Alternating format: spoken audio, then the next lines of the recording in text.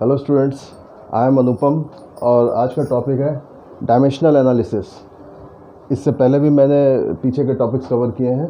आज आपको मैं डायमेंशनल रिप्रेजेंटेशन के बारे में बताऊंगा और उसके क्या यूजेस हैं। तो अभी तक आप पढ़ते आए हो कि कोई भी क्वांटिटी है उसका यूनिट्स हमें याद करने हैं, उसका यूनिट्स पता होने चाहिए। तो अब क्या है, 11th क्लास से आपको डायमेंशंस भी पता होना चाहिए। डायमेंशन एक ऐसी चीज़ है जो आपकी हर चैप्टर के साथ जितनी भी क्वांटिटीज़ आप पढ़ोगे अब उनके यूनिट्स के साथ साथ आपको डायमेंशन भी पता होने चाहिए। तो डायमेंशन क्या है? Dimension is just representation of the basic quantities in some physical notation. जैसे लेंथ का डायमेंशन है L, मास का डायमेंशन है M और टाइम का डायमेंशन है T। तो representation of these basic quantities in MLT is called dimensional representation. और डायमेंशनल रिप्रेजेंटेशन आपका बहुत ही एक क्विक मेथड है यूनिट्स निकालने के लिए। यूनिट्स हमें जैसे निकालना है तो हम इस मेथड से बहुत क्विकली निकाल सकते हैं। और दूसरा, इसके और भी जो एप्लीकेशन है वो मैं बताता हूँ। पहले तो मैं आपको बताऊँ ये एग्जैक्टली है क्या रिप्रेजेंटेशन इन डायमेंशंस। जैसे लेंथ का डायमेंशन है L, तो अब आपको जो डेराइव्ड यूनिट्स हैं जो इन पे डिपेंड कर रहे हैं उनको इनके टर्म्स में कैसे रिप्रेजेंट करना है। Suppose area is length square, तो that is represented by L2। और जो एक प्रॉपर नोटेशन में लिखते हैं वो हम लिखते हैं M0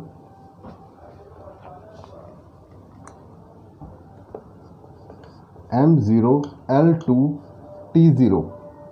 इस तरह से MLT के टर्म्स में प्रॉपर हम रिप्रेजेंट करते हैं। फॉर एग्जांपल वॉल्यूम, तो ये क्या होता है आपका लेंथ क्यूब। तो इसको कैसे रिप्रेजेंट करेंगे? M0 L3 T0। And velocity क्या होता है आपका डिस्प्लेसमेंट अपॉन टाइम।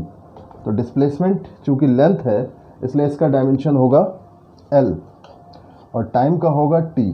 तो इसको रिप्रेजेंट कैसे करेंगे? LT-1 और M1 L1 T-1 इस तरीके से। एंड और भी कई क्वांटिटीज़ हैं जैसे एक्सेलरेशन A, ये क्या होता है आपका velocity, change in velocity upon time. तो इसका डायमेंशन क्या हुआ? LT-1 अपॉन में T, यानी कि M0 L1 T-2।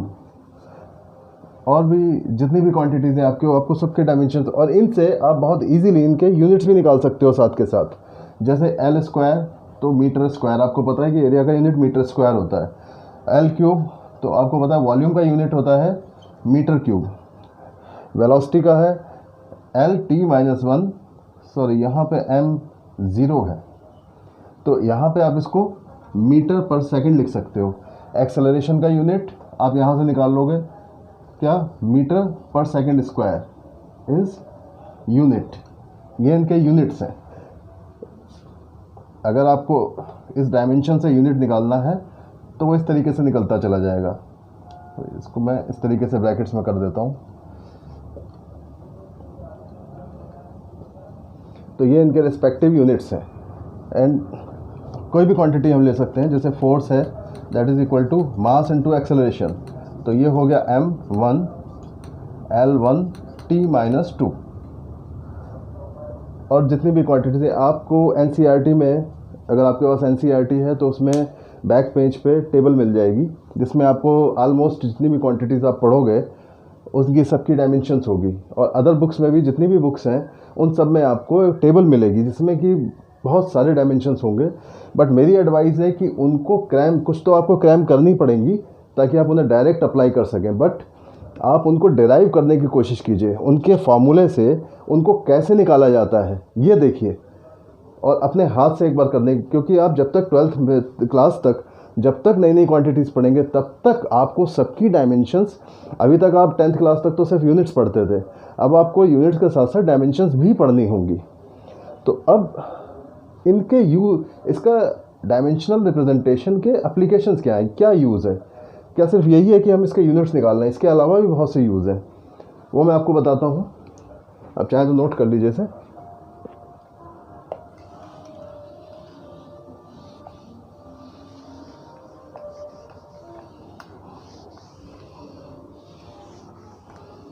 Applications of dimensional representation.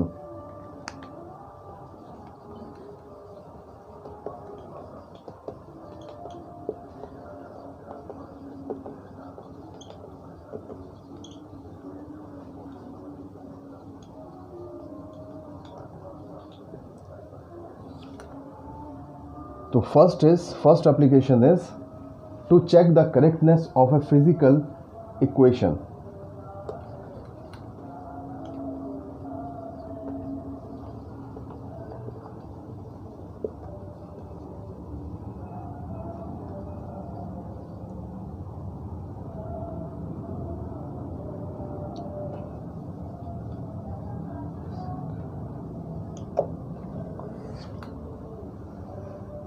For example simple equation of motion में लेता हूँ, v is equal to u plus a T.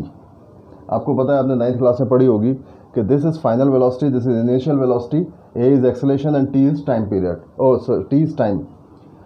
तो यहाँ पे आप देखिए कि डायमेंशन ऑफ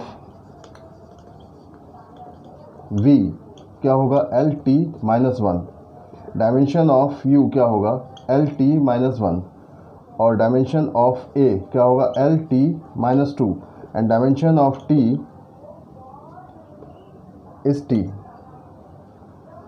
तो यहाँ पे जब हम पुट करेंगे इन चीज़ों को, तो L T minus one equal to L T minus one plus L T acceleration की माइनस टू इंटू टी, तो ये वही हो जाएगा L T minus one equal to L T minus one plus L T minus one.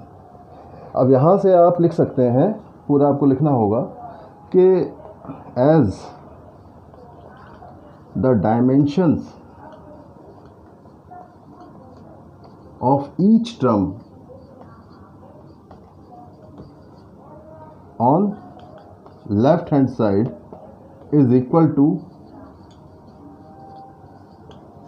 Dimension of each term on right hand side. The equation is correct dimensionally by the principle of homogeneity. Principle of homogeneity क्या है वो भी बताता हूँ मैं आपको। The equation is correct dimensionally by the principle of homogeneity. Principle of homogeneity क्या है कि आपकी similar quantities can be added and subtracted to similar once.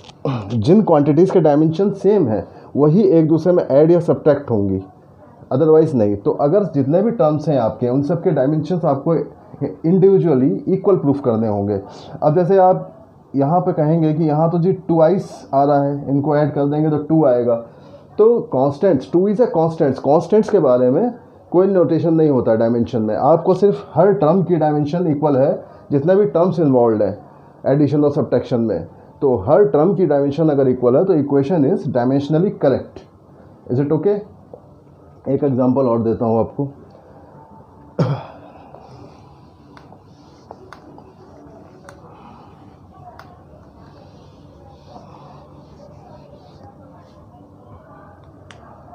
F is equal to m v square upon r square, जहाँ पे F is force, M is mass and v is velocity and r is radius। अब यहाँ पे हम check करते हैं कि क्या ये डायमेंशनली करेक्ट है या नहीं है। तो डायमेंशन ऑफ f क्या होगा, MLT-2। आप अगर आपको याद नहीं है तो आप टेबल से चेक कर सकते हैं। और m का m, v का LT-1 एंड r का l। अब इनको हम लेफ्ट हैंड साइड में और राइट हैंड साइड में पुट करके देखते हैं। तो आपका लेफ्ट हैंड साइड का डायमेंशन क्या हुआ, MLT-2, और राइट हैंड साइड का क्या हुआ, m का m, इसका LT-1 का स्क्वायर और नीचे l का स्क्वायर, क्योंकि r है, r की जगह मैंने l का स्क्वायर लिख दिया। तो अब ये क्या हुआ, ML2T-2 अपॉन में L2, ये कैंसिल आउट, तो MT-2। अब आप देखिए कि dimension of left hand side is not equal to dimension of right hand side, तो इक्वेशन इज इनकरेक्ट डायमेंशनली। ठीक है जी। तो अगर लेफ्ट हैंड साइड के डायमेंशन राइट हैंड साइड के इक्वल नहीं है या किसी भी टर्म के इक्वल नहीं है तो इक्वेशन आपकी डायमेंशनली इनकरेक्ट हो जाएगी। Is it okay? तो एक तो ये यूज़ था आपका कि to check the correctness of physical equation. Next is to derive a physical equation.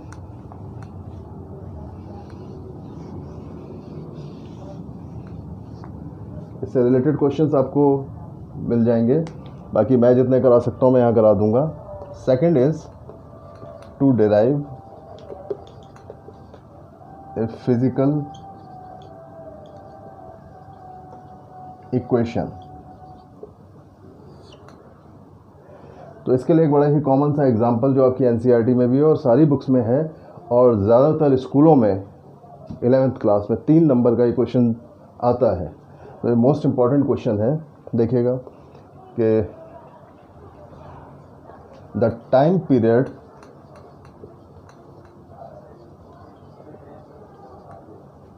T of a simple pendulum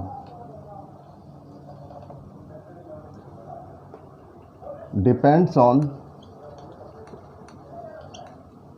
number 1 mass of the bob m, number 2 the length of the string L, number 3 acceleration due to gravity G, and number 4 ज़्यादातर नहीं दिया है लेकिन कई बार दे देते हैं। Number 4 is angle of suspension theta. तो फाइंड द फिजिकल रिलेशन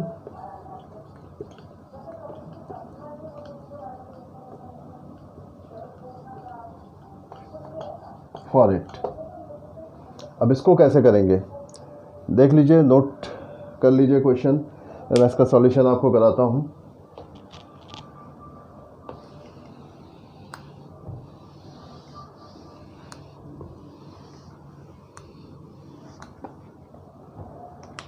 देखिए, अकॉर्डिंग टू क्वेश्चन आपको दिया हुआ है कि time period T is directly proportional to या डिपेंड्स ऑन, हमें नहीं पता कि वो डायरेक्टली इनवर्सली है क्या है, बट हम लिखेंगे directly depends on mass of the Bob M, L, G and theta. In 4 quantities पे डिपेंड कर रहा है, बट इनकी किस पावर पे डिपेंड कर रहा है ये हमें नहीं पता। तो इसलिए इसको हम A, B, C, D ले सकते हैं। अब यहाँ पे आप देखिए कि एंगल जो होता है थीटा, दैट इज डायमेंशनलेस, तो इसको निगलेक्ट कर देंगे यहीं पे। इसका कोई नोटेशन नहीं है, इसके बारे में हम कुछ ज़्यादा कैलकुलेट नहीं कर पाएंगे, ये थोड़ा सा एक ड्रॉबैक भी है इसका। तो अब इसको हम, अगर आपको कांस्टेंट दिया हुआ है तो आप कांस्टेंट पुट कीजिए, नहीं तो आप सिंपली के लिख दीजिए।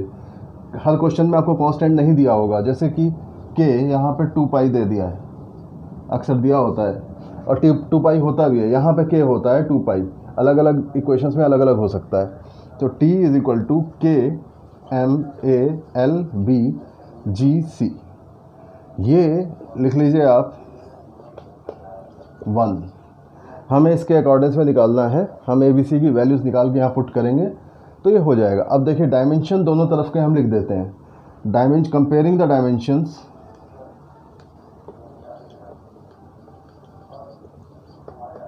On both sides. तो क्या होगा, इसका डायमेंशन क्या होगा, m0 l0 t1 के, यहाँ पे m का m a, l का l दिस इज b, और g का l t minus 2 it is c।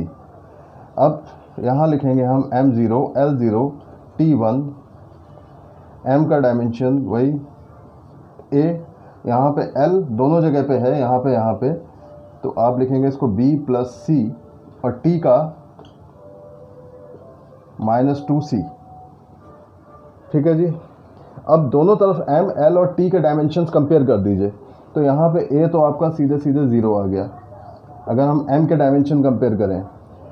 इसके बाद ये क्या हो जाएगा, b plus c equal to again 0। उसके बाद t के डायमेंशन कंपेयर करें तो माइनस 2c इक्वल टू 1, यानी कि c इक्वल टू माइनस 1/2, और c की वैल्यू को जब आप इसमें डालेंगे तो आ जाएगा b माइनस 1/2 इक्वल टू 0 और b इक्वल टू 1/2। तो a 0 है, b 1/2 है और c माइनस 1/2 है। इस चीज़ को हम put a b c in 1 first equation में पुट करेंगे तो क्या आ जाएगा, t इज इक्वल टू के m0 l 1/2 and g minus 1/2। तो t इक्वल टू 0 किसी की भी पावर हो तो उसकी वैल्यू 1 हो जाती है। तो ये हो गया आपका k, और पावर हाफ का मतलब होता है रूट, और माइनस हाफ का होता है 1/रूट। तो ये आपका आ जाएगा रूट l/g, और k की वैल्यू 2 पाई दी हुई थी, तो t is equal to 2 pi root l/g। ये आ गया आपका रिक्वायर्ड इक्वेशन जो थी टाइम पीरियड की, आपने 9th क्लास में इक्वेशन पढ़ी होगी। Is it clear? इस तरह के और भी क्वेश्चंस हो सकते हैं, और मैं टाइम टू टाइम आपको एग्जांपल्स देता रहूँगा। ठीक है जी। तो ये हो गया आपका सेकंड एप्लीकेशन कि to derive a physical equation. इसकी हेडिंग डाल सकते हैं आप, to derive a physical equation. ठीक है, मैंने डाली थी पीछे। थर्ड यूज़ क्या है, ये मैं एग्जांपल दे के आपको बताते जा रहा हूँ। Third is,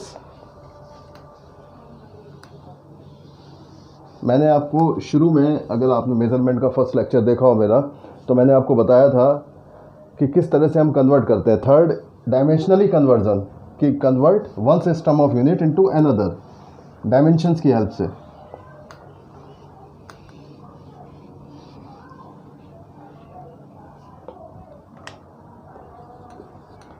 to convert one system of unit into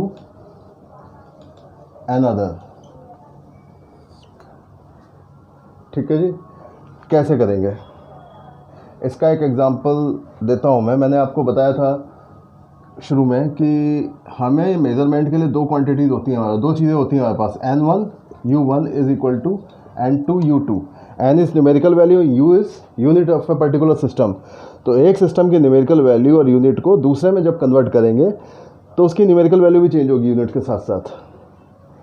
तो ये कैसे होगी, u और u1 u2 हम डायमेंशन के टर्म्स में ले लेते हैं कि let u1 is equal to m1 l1 t1 a b c, and u2 को ले लेते हैं m2 l2 t2 A B C, क्योंकि डायमेंशन तो क्वांटिटी की सेम ही रहेंगी, बस उनके नोटेशंस बदल जाएंगे। जैसे अब मान लीजिए कि n1 आपके पास नोन है, n2 निकालना है आपको, तो n2 is equal to n1 into u1 upon में u2। तो n2 can be written as n1 m1 upon में m2, a l1 अपॉन में l2 b और t1 अपॉन में t2 c। अब इसको प्रैक्टिकली मैं एक एग्जांपल देके बताना चाहूँगा, ये नोट कर लें आप अगर नोट करना चाहें तो, कि कैसे हम इसको करते हैं, प्रैक्टिकली अप्लाई कैसे करते हैं। देखिएगा,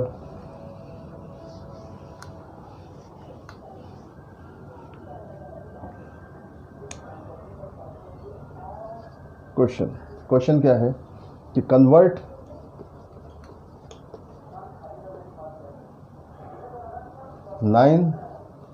Newton's into dynes. Newtons into dynes, आपने 9th क्लास में पढ़ा होगा कि न्यूटन जो है वो फोर्स का MKS यूनिट है, और जो डायंस है वो फोर्स का CGS यूनिट है। ये 9th क्लास में अगर आपने याद हो तो आपने पढ़ा होगा ये चीज़। तो यानी कि हमको MKS सिस्टम से CGS सिस्टम में लाना है फोर्स को। फोर्स के डायमेंशन क्या होते हैं, F डायमेंशंस ऑफ फोर्स क्या होते हैं, MLT-2 या M1 L1 T-2 ये होता है। यहाँ पे आपको N1 दिया हुआ है 9 और U1 दिया हुआ है आपको MLT-2, या इसको M1 L1 T1 ले सकते हो, और U2 M2 L2 T2 1 1 -2। N2 निकालना है आपको, तो वो हम निकालेंगे। कैसे निकालेंगे, N2 का आपको पता है कि N1 U1 अपॉन में U2 जो भी पावर है, तो N2 equal to N1 into M1 upon में M2 1, L1 अपॉन में L2 1 एंड T1 अपॉन में T2 -2। आगे जब हम इसे करेंगे तो N2 is equal to N1 क्या है आपका 9 है, M1 अपॉन M2 आपको पता है MKS system to CGS system ला रहे हैं हम, तो ये हो जाएगा kg अपॉन ग्राम्स पावर 1, ये हो जाएगा मीटर अपॉन सेंटीमीटर पावर 1, और ये सेकंड है दोनों में, सेकंड अपॉन में सेकंड पावर -2। तो ये क्या हो जाएगा 9 इंटू, और ये डायंस में आ जाएगा इस तरीके से। तो kg अपॉन g क्या हुआ 1000 पावर 1, मीटर अपॉन सेंटीमीटर क्या हुआ 100 पावर 1, और ये second upon second 1 power -2 dynes. तो that is equal to 9 into 10 to the power 5 dynes. ये आपका आ गया N2, कन्वर्ट हो गया आपका ये N2 आ गया और ये U2 आ गया, यानी कि एक सिस्टम से दूसरे सिस्टम में आपने कन्वर्ट कर दिया। ठीक है जी, तो इस तरह से आपने क्वेश्चंस करने हैं। तो ये है इसके तीनों यूजेस। इसका आपको और भी कुछ एग्जांपल्स दे दूंगा बाद में। तो ये हो गया आपका अबाउट डायमेंशन, आपको मैंने तीनों यूज़ विद एग्जांपल्स बता दिए हैं। अब इसके बाद है कि क्या इसके कुछ लिमिटेशंस भी हैं डायमेंशनल रिप्रेजेंटेशन के। यस, इसके ड्रॉबैक्स क्या हैं, इसके लिमिटेशंस क्या हैं। तो इसके लिमिटेशंस आप लिख सकते हैं।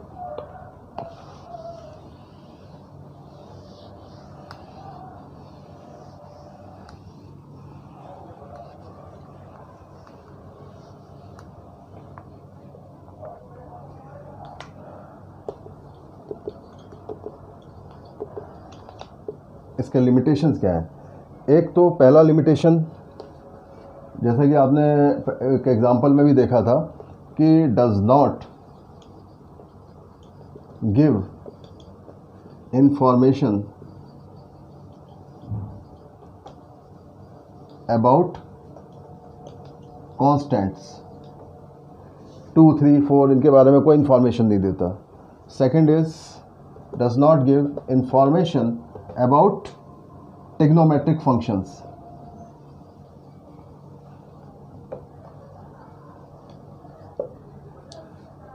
Third is does not give any information about logarithmic functions, and fourth is does not give any information about exponential functions। ठीक है जी। और fifth is very it is quite difficult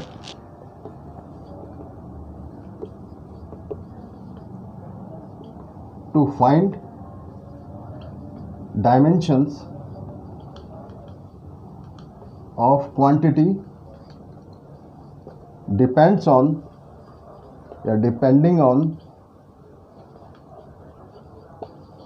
more than 3 quantities। ठीक है जी। ये इसके कुछ limitations भी हैं डायमेंशंस के। तो आई होप आपको समझ में आया होगा और ये वीडियो भी अच्छा लगा होगा। It is all about dimensions. इसकी प्रॉब्लम्स तो अनलिमिटेड हैं, वो आपको मिलती रहेंगी। आप मुझसे भी पूछ सकते हैं, मेरे फ़ोन नंबर्स आपके डिस्क्रिप्शन बॉक्स में हैं। तो इट इज़ ऑल शॉर्ट में जितने छोटे से छोटे में मैं आपको बता सकता था बेसिक्स ऑफ डायमेंशंस एनालिसिस है। तो आई होप कि आपको पसंद आया होगा। आपको वीडियो अच्छा लगा तो इसे लाइक कीजिए, सब्सक्राइब कीजिए और बेल आइकन दबा के नोटिफाई कीजिए ताकि आपको अगले वीडियोस का नोटिफिकेशन मिलता रहे। Thank you.